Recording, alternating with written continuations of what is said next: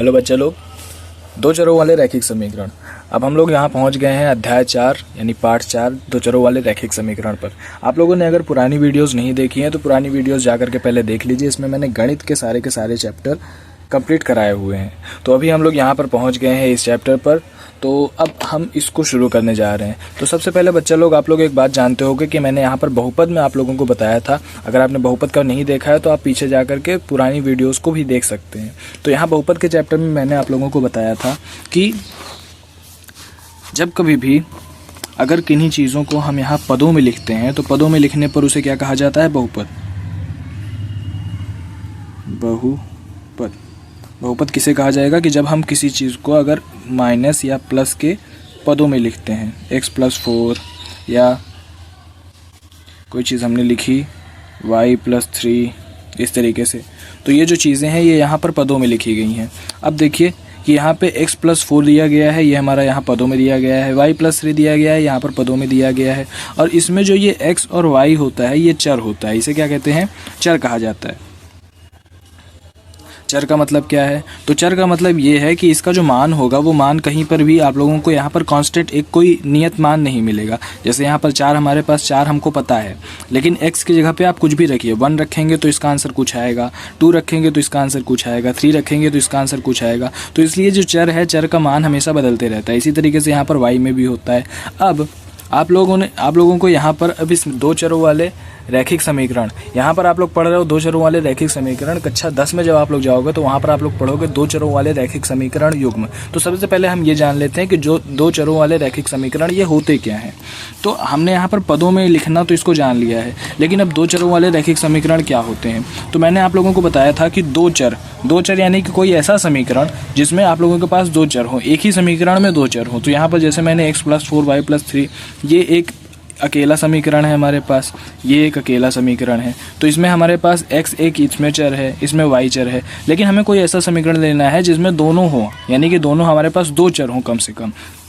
तो यहाँ पर मैंने लिखा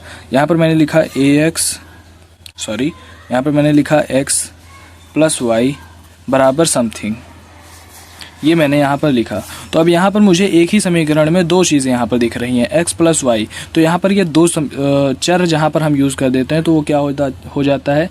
दो चरों वाला समीकरण। अब इसको रैखिक समीकरण क्यों कहा जाता है? तो रैखिक समीकरण के लिए मैंने आप लोगों को बताया था कि किसी के भी घात जब यहाँ पर एक होती है तो इसको क्या कहा जाएगा? हमें इसको कहा जाएगा रैखिक समीकरण। रैखिक समीकरण। अब क्योंकि इसमें दो चर है और यहाँ पर ये एक रैखिक समीकरण है तो इसलिए इसे कहा जाता है दो चरों वाला रैखिक समीकरण। तो ये होता है हमारे पास दो चरों वाला रैखिक समीकरण। आप लोग जब कक्षा 10 में पहुंचोगे तो कक्षा 10 में आप लोगों को पढ़ने को मिलेगा दो चरों वाले रैखिक समीकरण युग्म। दो चरों वाले रैखिक समीकरण युग्म। इसमें क्या होता है? इसमें आपके पास कोई एक समीकरण होता है x+y+ समथिंग यहाँ पर, और उसके बाद फिर एक दूसरा समीकरण होता है 2x+3y+ कुछ भी। तो इस तरीके से इसमें आपको एक ही क्वेश्चन में आपको दो समीकरण दिए जाएंगे। उन दो समीकरण को आप लोगों को यहाँ पर हल करना होगा। अभी आप लोगों को जो पढ़ना है यहाँ पर एक समीकरण पढ़ना है, दो चरों वाले रैखिक समीकरण। अब यहाँ पर इसको आप लोग कैसे करोगे? तो ये हो गया हमारे पास इंट्रोडक्शन कि आप लोगों को दो चरों वाले रैखिक समीकरण में क्या क्या पढ़ना है। तो सबसे पहले आप लोगों ने जाना कि बहुपद क्या होता है। बहुपद में हम चीज़ों को पदों में लिखते हैं। अब उसके बाद अगर हम एक ही बहुपद में अगर दो चर ले लेते हैं और उसकी अधिकतम घात यहाँ पर एक होती है तो वो क्या होता है? दो चरों वाला रैखिक समीकरण। अब देखिए इसके बाद हमें क्या करना। पार्ट 3 में आप लोगों को मैंने बताया हुआ है कि यहाँ पर जब कभी भी आप लोग कोई भी एक चतुर्थांश यहाँ पर इस तरीके से अगर आप एक कोई भी आपको अगर यहाँ पर एक निर्देशांक दिखाना होता है तो यहाँ पर एक हमारे पास जो लाइन होती है वो होती है x अक्ष की, इसे हम भुज कहते हैं। एक होता है हमारे पास यहाँ y अक्ष की, तो इसे हम कोटि कहते हैं। तो ये हो गया हमारे पास कोटि। ये हो गया भुज। इसी में यहाँ पर इस तरफ उल्टी साइड होता है x डैश और इधर नीचे की साइड होता है y डैश। इसमें सारी चीज़ें धनात्मक होती हैं, इसमें ऋणात्मक होती हैं, ऊपर धनात्मक होती हैं, नीचे ऋणात्मक होती हैं। बीच का जो ये बिंदु होता है इसे मूल बिंदु कहते हैं और यहाँ पर सब कुछ शून्य होता है।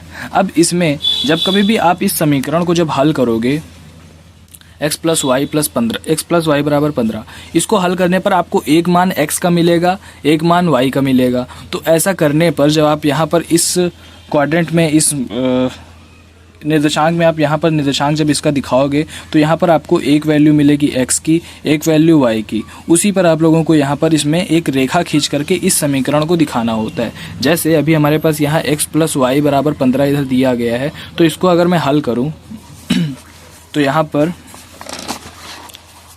इसको हल करने पर मुझे यहाँ मिलेगा x प्लस वाई बराबर 15।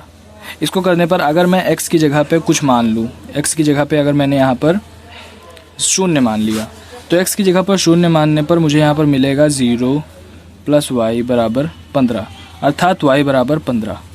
तो x मैंने 0 माना तो यहाँ पर y मुझे 15 मिला। अगर x की जगह पे मैं 1 मानता, यहाँ पर माना x बराबर 1, तो x बराबर 1 करने पर यहाँ पर मुझे मिलता 1 प्लस वाई बराबर 15।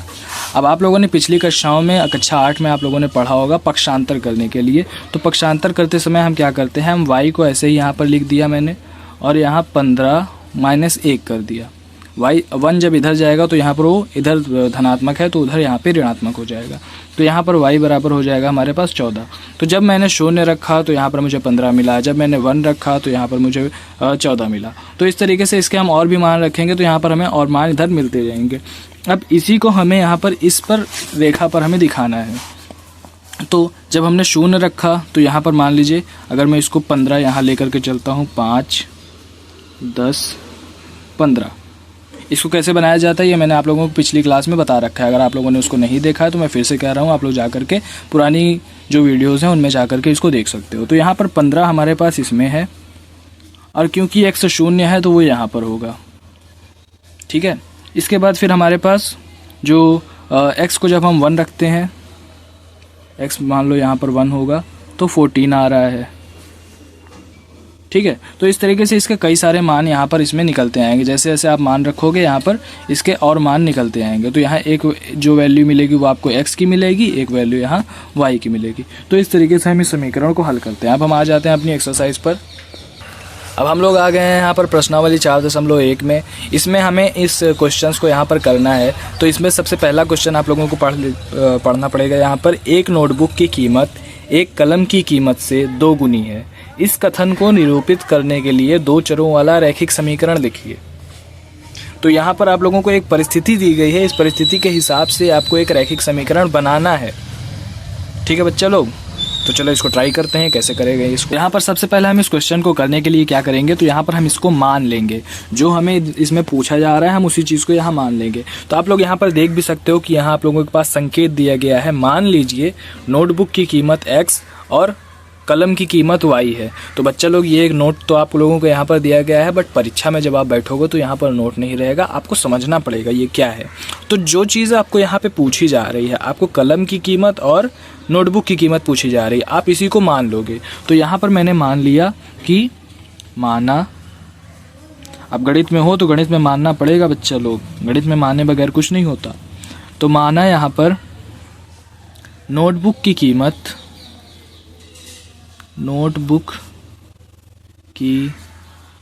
कीमत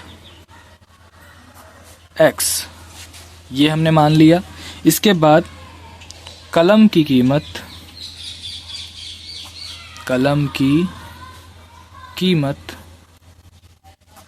हमने मान ली y।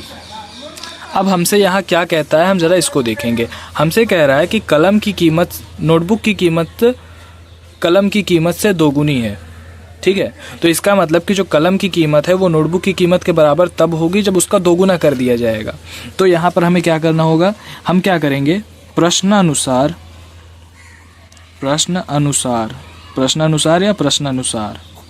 तो ये हो गया। अब हमें यहाँ पर लिखना है x बराबर है y के। x बराबर है y के। कब बराबर है? x मतलब होता है यहाँ पर नोटबुक की कीमत, x बराबर नोटबुक की कीमत और y बराबर कलम की कीमत। तो नोटबुक की कीमत कलम की कीमत के बराबर है। कब बराबर है? जब कि कलम की कीमत को 2 गुना कर दिया जाए। बस हमसे इतना ही कह रहा है। इतना करने के बाद हमें यहाँ पर मिलेगा x माइनस, आप जब इसको पक्षांतर करोगे तो पक्षांतर करने पर 2y इधर आ जाएगा हमारे पास, ये हो गया 2y, बराबर में बचा हमारे पास 0। तो ये हो गया आपका आंसर। इसी समीकरणों को आपको यहाँ पर बना करके दिखाना है। आई होप बच्चे लोग आप लोगों को समझ में आया होगा। इसके बाद अगला क्वेश्चन यहाँ पर करके देखते हैं। अगर नहीं भी समझ में आया है तो बच्चे लोग मैं इस जितनी भी यहाँ पर ये आप लोगों को ये जो कॉन्सेप्ट्स हैं और उसके बाद फिर यहाँ पर ये जो क्वेश्चन है इसका PDF बना करके आप लोगों को यहाँ पर चैनल पर डाल दूंगा। और इसके अलावा आप लोग हमारे व्हाट्सएप ग्रुप को ज्वाइन कर सकते हैं, उसमें भी ये सारे के सारे PDF आप लोगों को यहाँ पर मिल जाएंगे। ठीक है बच्चे लोग। अब देखो बच्चे लोग, तो यहाँ पर ये जो दूसरा क्वेश्चन है, इस दूसरे क्वेश्चन में आपसे कह रहा है कि निम्नलिखित रैखिक समीकरणों को ax + by + c के रूप में व्यक्त कीजिए और प्रत्येक स्थिति में a, b और c के मान बताएं। तो मैंने एक चीज़ आप लोगों को बताना मिस कर दिया, ज़रा उसको देख लेते हैं कि हमारा जो रैखिक समीकरण होता है, 2 चरों वाला रैखिक समीकरण, इस 2 चरों वालों का रैखिक समीकरण जो होता है इसका व्यापक पद होता है। व्यापक पद मतलब जो इसका जो स्टैंडर्ड फॉर्म होता है, स्टैंडर्ड फॉर्म इसका होता है ax + by + c। यहाँ पर जो ये x है, x के साथ हमारा a है, a एक अचर पद है, b भी अचर है और यहाँ c भी हमारा अचर है। इसके अलावा x और y ये हमारे पास चर होंगे। चर होने का मतलब कि इसकी वैल्यू बदलती रहेगी, लेकिन ये जो होगा ये कांस्टेंट रहेगा, इसका मान हमेशा नियत रहेगा। तो यहाँ पर ये इसका जो फॉर्म होता है ये स्टैंडर्ड फॉर्म है, स्टैंडर्ड फॉर्म, या यूँ कहो व्यापक पद या व्यापक रूप। ठीक है बच्चा लोग। अब इस चीज़ को हम यहाँ पर लेकर के चलेंगे तो यहाँ इसको सॉल्व करेंगे। तो यहाँ पर जो हमारा ये पहला क्वेश्चन है 2x + 3y = 9.35, यहाँ पर ये दिया गया है। तो अब यहाँ पर हम इसको क्या करेंगे, इस क्वेश्चन को हम यहाँ पर लिखते हैं। तो ये हमने ये सवाल यहाँ पर अपना लिख लिया है। अब इसको हम, पहली चीज़ तो आप लोग ये देखो कि इस समीकरण को हम कुछ ऐसे भी लिख सकते हैं।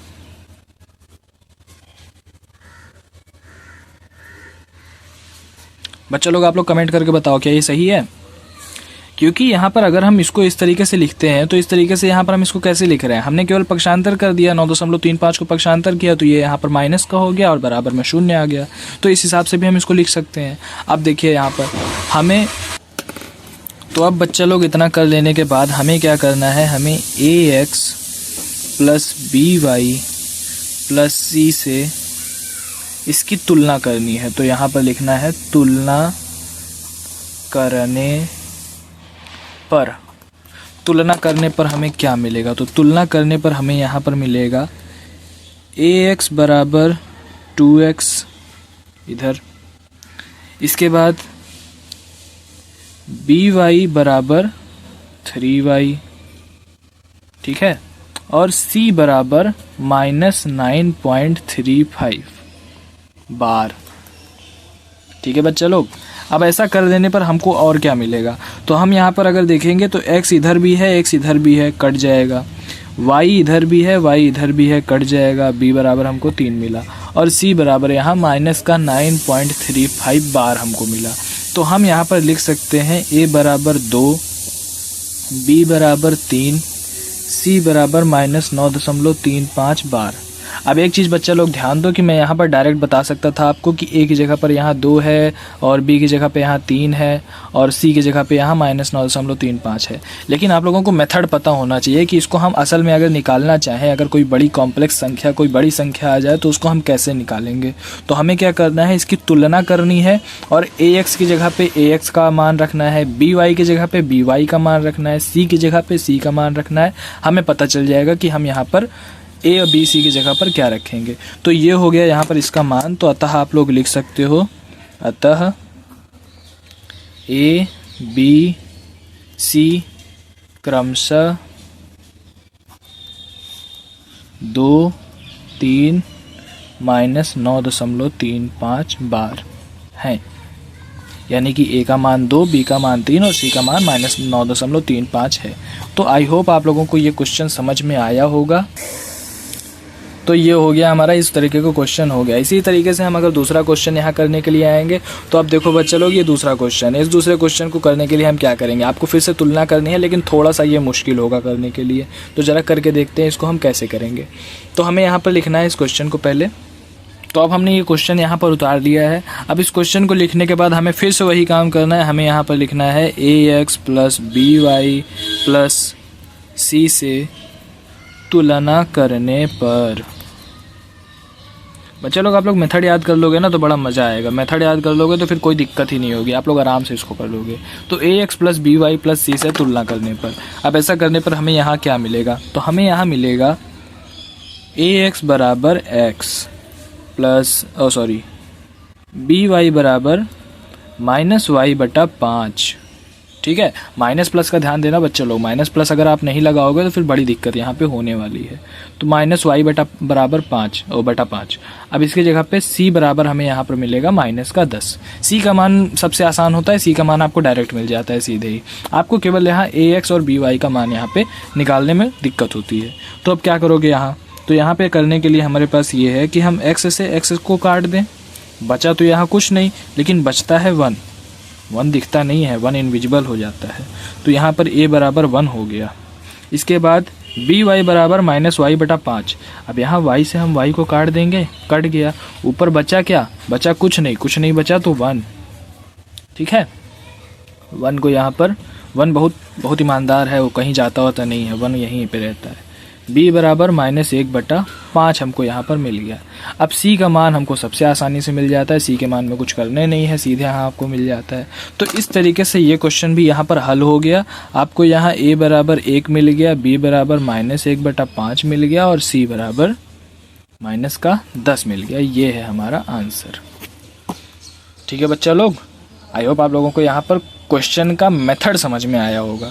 अगर आप लोग इस क्वेश्चन को यहाँ पर समझ गए हो तो आप आगे के क्वेश्चन के लिए भी कोशिश कर सकते हो। जिस क्वेश्चन में आपको दिक्कत आती है आप कमेंट्स में बताओ, या फिर हमारे व्हाट्सएप ग्रुप पर आप लोगों को यहाँ पर नंबर शो हो रहा होगा, उस नंबर पर आप लोग मैसेज करके व्हाट्सएप पर पूछ सकते हो, तो उसका आंसर आप लोगों को यहाँ पर बता दूँगा। तो अब यहाँ पर ये क्वेश्चन इसी तरीके से सारे के सारे यहाँ पर क्वेश्चन आप लोगों को करने हैं। देखिए, आप एक चीज़ आप लोगों को और यहाँ पे पता होनी चाहिए। जैसे इस क्वेश्चन में अगर मैं देखूँ, यहाँ 7th क्वेश्चन में y माइनस 2 बराबर 0, इसका ज़रा मेथड क्या होगा ये मैं आप लोगों को यहाँ पर बता दे रहा हूँ। तो कभी भी आप लोग ध्यान दो कि अगर आपको कोई एक ही चर अगर दिखता है यहाँ पर, किसी भी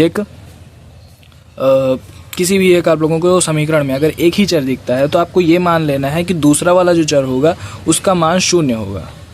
अगर उसका मान हम 0 कर देते हैं तो उसका मान 0 कर देने पर हमें जो ये y माइनस 2 यहाँ पर हम लोगों को दिख रहा है, यहाँ पर केवल एक ही चर मिलेगा, क्योंकि उसका मान 0 हो जाने की वजह से वो समीकरण, उस पद को ही 0 कर दिया गया। तो यहाँ पर ये हमको यहाँ लेकर के चलना है। क्वेश्चन हम यहाँ लिख लेते हैं y माइनस 2। अब ax plus B Y plus C से तुलना करने पर हमें यहाँ पर क्या मिलेगा, हमें यहाँ पर ये मिलेगा कि ax बराबर 0 है।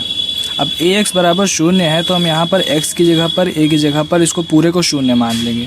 तो यहाँ पर a और x, इसमें पूरे को हमें 0 मानना पड़ेगा। तो मतलब x का मान भी 0 है और a का मान भी यहाँ पर हमारे पास 0 ही होगा, क्योंकि अगर x को हम काट भी देते हैं तो यहाँ a का मान हमें 0 मिलेगा। आप इसको यूँ देख सकते हो कि अगर हम ax को और आगे बढ़ाएं तो यहाँ a बराबर हमें मिलेगा 0/x, a बराबर 0/x। और हमें ये पता है कि 0 के बट्टे में अगर कुछ भी होता है तो वो आगे चल के 0 हो जाता है। तो इसका मतलब a का मान हमें क्या मिल गया, 0 मिल गया। तो यहाँ पर इस तरीके से आप इसको निकाल लोगे।